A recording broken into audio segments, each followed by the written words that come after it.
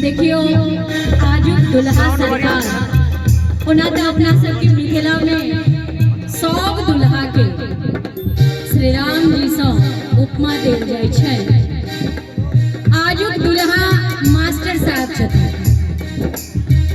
और एकटा मास्टर निगाह रहल छथिन। तो हमरो नीक लागल जो मास्टर साहब अपन नव जीवन में प्रवेश कर रहल छथिन। लेकिन आशुतोष भाई इतना केहू पत्री हमरा देत जे लड़की के पिताजी के नाम की छै और लड़का के पिताजी के नाम की छै, तो देवक चाहिए। अब आशुतोष भाई के एते जिम्मा छन, बहिनक बियाह छन, कतौ बरातीगण के त्रुटि नहीं भ जाए तै पर ध्यान छन। ओ अब हमरा पत्री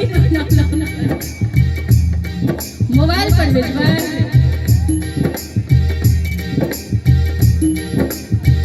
दुल्हा बना